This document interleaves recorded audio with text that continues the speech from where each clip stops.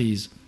C'est-à-dire que la physique quantique ne s'intéresse pas à la gravitation, donc elle ne va pas chercher à géométriser la gravitation, en fait elle ne s'y intéresse pas, mais elle va chercher à géométriser d'une autre manière la réalité physique de la matière. Donc, vu l'heure tardive, je ne vais pas me lancer dans la physique quantique et sa géométrisation. C'est une géométrisation d'un autre type. Mais pour terminer, je veux simplement évoquer ce que vous connaissez peut-être déjà, c'est-à-dire cette espèce d'antagonisme que nous avons aujourd'hui dans la physique entre le point de vue relativiste et le point de vue physique quantique, qui se manifeste de différentes manières, mais que ce soir on peut caractériser de manière géométrique en disant l'une et l'autre n'utilisent pas la même géométrie, l'une et l'autre ne géométrisent pas les mêmes objets, en tout cas pas de la même manière. Et un des problèmes, c'est que le monde, encore une fois, c'est comme tout à l'heure, nous vivons dans un monde unique, il doit y avoir une manière de le décrire, mais il ne peut pas y en avoir deux, surtout si ces deux manières sont antagonistes.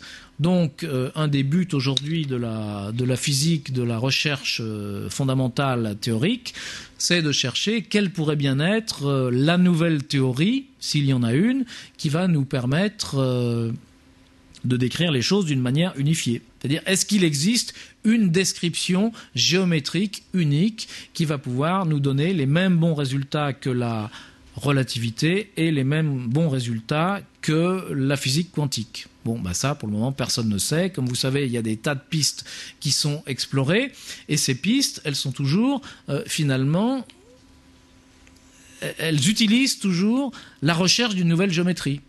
Bon, par exemple, vous avez les théories de gravité quantique qui vont essayer de remplacer la géométrie de l'espace-temps telle qu'elle est décrite aujourd'hui par une autre géométrie un peu plus compliquée. Bon, c'est un peu technique pour vous donner les détails. Vous avez l'approche des cordes qui va vous dire, au lieu de penser que l'espace-temps a 4 dimensions, on va penser qu'il en a 10 ou 11. Vous avez d'autres approches qui s'appellent par exemple la géométrie non commutative, qui vont vous dire, au lieu de penser que l'espace-temps est un continuum, c'est-à-dire avec des points qu'on peut aller chercher avec un microscope aussi loin qu'on veut, non, on a une espèce de représentation discontinue, mais dans un sens qui n'est pas aussi naïf que ce qu'on pourrait imaginer, des points discontinus les uns à côté des autres. Vous avez encore d'autres visions qui font par exemple intervenir des symétries supplémentaires de type géométrique, c'est ce qu'on appelle la supersymétrie. Vous avez d'autres visions qui font intervenir d'autres types de symétries qu'on appelle les symétries conformes. Enfin, certainement, si vous ouvrez une revue de physique moderne, vous allez voir des tas de propositions pour dire ce que pourrait être la physique moderne. Et quand vous regardez toutes ces propositions qui sont des propositions physiques, il s'agit d'articles de physique, eh bien vous apercevez que chaque fois c'est une nouvelle géométrie. Et donc finalement, je vais m'arrêter là, mais vous voyez qu'on est toujours resté dans cette vision platonicienne. Et pour terminer, une petite analogie, on vous en a peut-être parlé aussi, c'est qu'aujourd'hui, on décrit la matière en termes de particules. Ces particules, on ne comprend pas très bien leur diversité. Pourquoi il y en a des grosses, des petites, il y en a qui ont des masses, il y en a qui sont chargées, pas d'autres. Donc on ne sait pas trop. Mais on arrive à peu près à les classer. Cette classification, c'est ce qu'on appelle le modèle standard. Et cette classification est effectuée en termes de théorie des groupes. D'ailleurs, le modèle standard, il s'appelle, si vous avez vu ça, SU3, SU2, U1. Et SU3, SU2 et U1, ce sont les noms que les mathématiciens donnent à certains groupes. Les groupes, on a déjà parlé tout à l'heure avec Platon, parce que chaque fois que vous avez un polyèdre, vous avez certaines symétries qui le caractérisent. Et en fait, chaque fois, c'est un groupe. Donc, un polyèdre, c'est déjà la même chose qu'un groupe de symétrie. Donc, vous voyez, Platon décrivait les éléments fondamentaux de la matière par des groupes de symétrie. Aujourd'hui, le modèle standard décrit les éléments fondamentaux de la matière avec des groupes de symétrie. C'est pas la même chose, c'est des groupes beaucoup plus grands, c'est des groupes qu'on ne pouvait pas connaître du temps de Platon, mais c'est toujours la même démarche, toujours des symétries. Quand on regarde aussi la relativité restreinte, je vous ai parlé de cet espace-temps, les propriétés de cet espace-temps, elles sont définies en termes de symétrie. C'est-à-dire, rappelez-vous, les vitesses, ce sont des rotations, les rotations, ce sont des transformations, et cet espace-temps, finalement, la définition qu'on pourrait en donner en relativité restreinte, c'est qu'il ne change pas sous ces transformations-là. Donc, on est toujours dans une vision complète de symétrie. Donc, on était parti de Platon. on arrive à la relativité, à la physique que l'on cherche pour remplacer la relativité. Et vous voyez qu'on est toujours dans cette même problématique de géométrisation, mais derrière cette idée de géométrisation, il y a toujours l'idée de symétrie, l'idée de transformation que l'on décrit toujours d'une manière géométrique, même si pour manipuler cette géométrie, on utilise des équations et des nombres, des intégrales, des transformations de ce genre. Mais la physique, vous voyez, ne sort pas de la géométrie. Merci.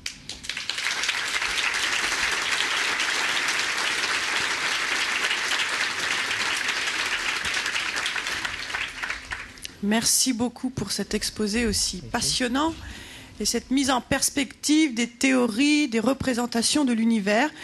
Nous allons prendre à présent quelques questions. Alors, monsieur, devant.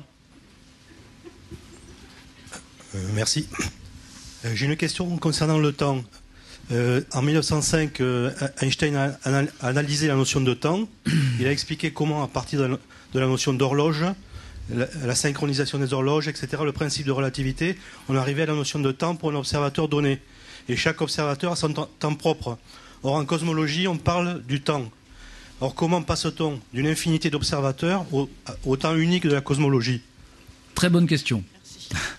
En général, en relativité générale, si vous avez plusieurs observateurs, le temps de l'observateur A et le temps de l'observateur B n'ont rien à voir. Alors, dans certains cas favorables, il y a moyen de les synchroniser. Et il se trouve que quand on fait de la cosmologie, finalement, les espaces-temps que l'on considère ont une géométrie assez simple. C'est-à-dire, quand on est en cosmologie, c'est quelque chose d'assez régulier. Si on voulait tenir compte de la présence du Soleil, des étoiles, des galaxies, c'est complètement déformé. Mais comme on a une espèce de vision moyenne, on regarde les choses d'un point de vue régulier. Un peu comme si, je voulais vous parler de la surface de la Terre. Bon, il y a des montagnes, il y a des vallées, il y a des trous partout, il y a des failles, etc. Alors que, dans un premier temps, je peux vous dire, la surface de la Terre, c'est une sphère. Bon, en cosmologie, c'est pareil. Quand on fait de la cosmologie, on va dire la géométrie pardon, de l'espace-temps, c'est quelque chose de régulier, on ne s'intéresse pas à tous les détails. Et il se trouve que, théorème, quand on est dans une solution, dans une géométrie aussi régulière que ça, on peut définir ce qu'on appelle des fonctions temporelles. C'est-à-dire qu'on peut définir quelque chose qui, à n'importe quel point dans cet espace-temps, parce qu'il est régulier, va associer un nombre, on va appeler ça le temps cosmique, et donc on va pouvoir utiliser ce temps cosmique pour établir une chronologie des événements, et c'est ce qu'on fait, par exemple, quand on dit l'univers est âgé de 13 milliards d'années, quelque chose comme ça. Mais ce dont il faut se rendre compte, c'est que on l'appelle un temps cosmique, mais ça n'a pas du tout les propriétés d'un temps habituel. Par exemple, on a parlé de la notion de simultanéité. Je vais me demander, tiens, dans l'univers, je peux m'intéresser à deux événements qui sont simultanés. C'est-à-dire, j'ai une procédure, ce qui est justement la procédure Einstein, pour décrire ce qui pour moi va être simultané. Bon, je m'aperçois que deux événements simultanés n'ont pas du tout la même valeur du temps cosmique.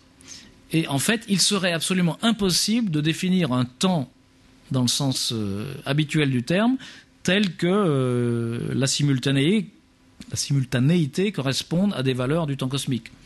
Autre chose, il y a beaucoup d'observateurs dans l'univers, enfin, je vais m'exprimer autrement. Imaginons un observateur qui existe depuis le début de l'univers. Bon, c'est évidemment impossible, mais qu'il existe depuis le début de l'univers. Donc, pour nous, il s'est écoulé 13 milliards d'années. Pour cet observateur, dans son temps propre, je sais pas, il a très bien pu s'écouler 1 million d'années ou une année, enfin, n'importe quelle valeur à peu près. Donc, c'est vrai, on définit quelque chose qu'on appelle, par commodité, le temps cosmique. Et il se trouve qu'on l'a choisi d'une manière suffisamment astucieuse pour que ça corresponde à notre temps propre à nous. Alors évidemment, nous, on n'existe pas depuis 13 milliards d'années, mais enfin, on fait une espèce de reconstitution fictive pour que, au moins dans les cas